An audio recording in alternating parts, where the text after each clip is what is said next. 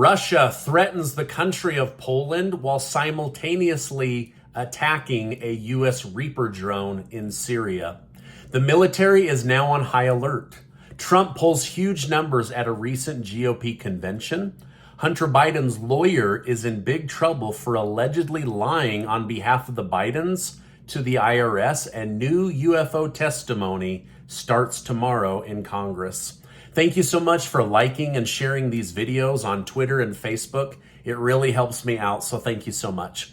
Also, make sure to check out my interview from earlier today with the creator of The Sound of Freedom. The second half of the interview made me shudder as some information comes out of U.S. Congress that will blow your mind. Blas Nunes Neto, the deputy of the Department of Homeland Security, revealed how the Mexican cartel is exploiting Biden's immigration policy to take advantage of hopeful migrants seeking a life in the United States. According to him, these migrants are paying substantial amounts, upwards of $15,000 to smuggling groups. These groups are increasingly being controlled by the cartel due to the high profit they're able to generate. One might wonder why these migrants would invest such significant sums when they could end up being deported, but for the right to live in the United States, they're willing to risk it all. However, Deputy Blas clarified that migrants have a motive to take the risk. While their asylum requests are being processed, they're able to work in the United States. The current backlog means that people won't get a court date for 10 years, which means even if they're not allowed to become a United States citizen, they can earn American money for 10 years while sending it back to their families and then get deported on U.S. taxpayer money. So basically, they get paid for by the U.S. taxpayer to be here. They take that money and then they ship it back to their country.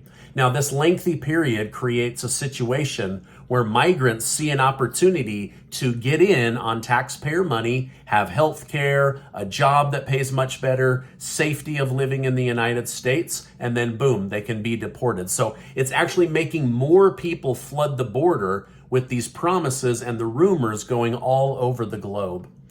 President Biden attempts to ban ghost guns has been shot down by the U.S. Court of Appeals from the Fifth Circuit.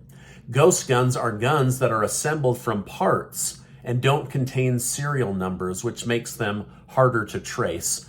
However, following the announcement, the Biden administration attempted to keep in place what the court had just denied. So the Fifth Circuit came out and said, no, you cannot do this. So just like with the mandatory COVID vaccines, when the court said, you actually can't mandate this, they said, we're going to take you to court, keep getting those shots, right? And so they're doing the same thing now with these ghost guns. Hunter Biden's lawyer is being accused of lying to the courthouse clerk in the case of Hunter Biden versus the IRS in order to cover up for the Biden family. Now, the bar, which represents all the lawyers, is planning to investigate the allegations and said that he would be sanctioned if it's proven that he lied on behalf of his client. Now, this is not a political move. This is not Republican. This is not Democrats. This is lawyers finding out a fellow lawyer lied on behalf of their client in order to save face and cover up some of the criminal charges. And now it could come back to haunt him. As reports continue to surface claiming that Putin is becoming increasingly more paranoid, the CIA is attempting to keep Putin on edge by hiring spies all throughout Russia and the Russian government. CIA Director William Burns, or Bill Burns, previously called the war a once-in-a-generation opportunity to recruit spies due to the outrage caused in the country of Russia. In an attempt to reach the masses, the CIA uploaded a recruitment video on the app Telegram. This simple tactic worked and has been seen by 2.5 million people, and the CIA says we're getting spies left and right that want to go after Putin. So it seems that the US CIA is trying to build a massive CIA-led Russian spy network to bring intel on Putin to the United States, or to possibly have him assassinated if the opportunity presents itself. This is another example of a color revolution or a regime change carried out by the United States of America. Now, oddly enough, back here in America, Vladimir Putin's approval rating is double that of Joe Biden.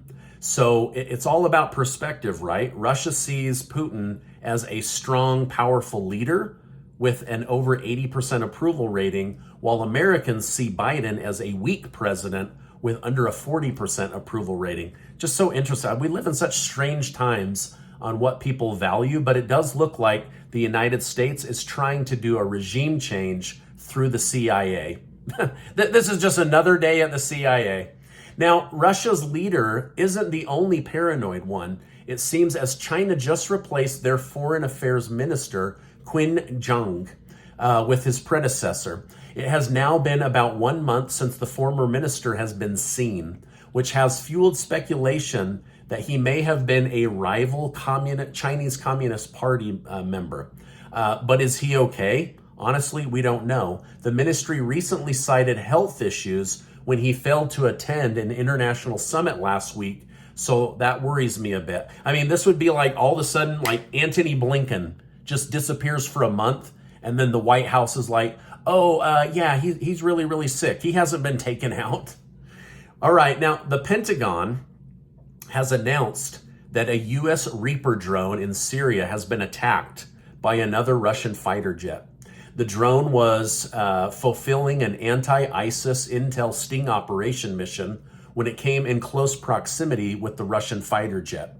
The pilot, instead of directly attacking the Reaper drone, released defense flares in front of the Reaper drone, causing it to fly out of control and be damaged. The drone was able to barely limp its way back to the landing strip controlled by the U.S. military.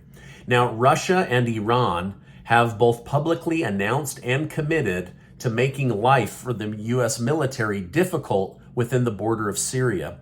Syria, Iran, and Russia all want the U.S. military to remove its presence from the country once and for all. But right now, the military wants to be there. President Biden wants them to be there. They control the oil fields. And so I don't see them leaving. But will this lead to an escalation? That's what we're all waiting to see.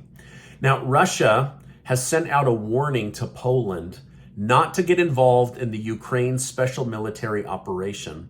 As you've heard from Scott Ritter and Colonel Douglas McGregor's analysis, Poland is eager to join the fight. Behind closed doors, however, NATO leaders have warned Poland that if you join the war, you will not have Article 5 protection because you're choosing to go against NATO in order to help Ukraine. Now, Russia also announced that any attack on Belarus is a direct attack on Mother Russia and will result in immediate retaliation attacks. Now, this is where it gets scary because you only need one more country to join in order to kick off World War III, and all of a sudden, boom, we're in another major world land war in Europe. Over the weekend, Turning Point USA gathered in Florida for their annual GOP meeting. During that meeting, Ron DeSantis refused to attend, even though he had 6,000 prolific GOP voters, media, heads of PACs all there. So they saw him reject them. Donald Trump, however, was the keynote speaker, as well as many other people running for president. Ron DeSantis at this point has proven he's not big enough to take on Donald Trump and has actually fallen in popularity in the polls. Now, it's too early to say who will rise and challenge Donald Trump, but as of right now, the only one improving in popularity is Tim Scott from South Carolina. Ron DeSantis reportedly fired 1/3 of his election campaign today in order to save money and keep going. It does not look good for Ron DeSantis.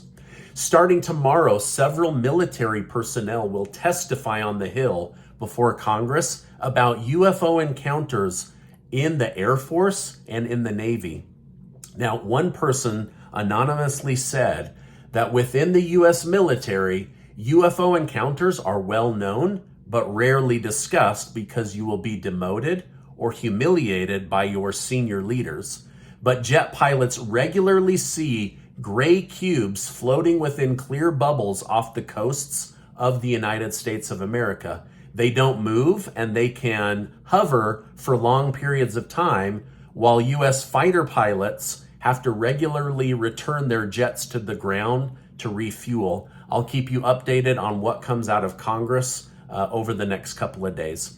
Now, before you go, I want to remind you that you are amazing. Hit that subscribe button. Check out this interview from earlier today. And if you want to go to the movies for free, I'll cover it, as well as the people at Angel Studios. So check that out. Thank you for supporting the channel, and I will see you on the next video.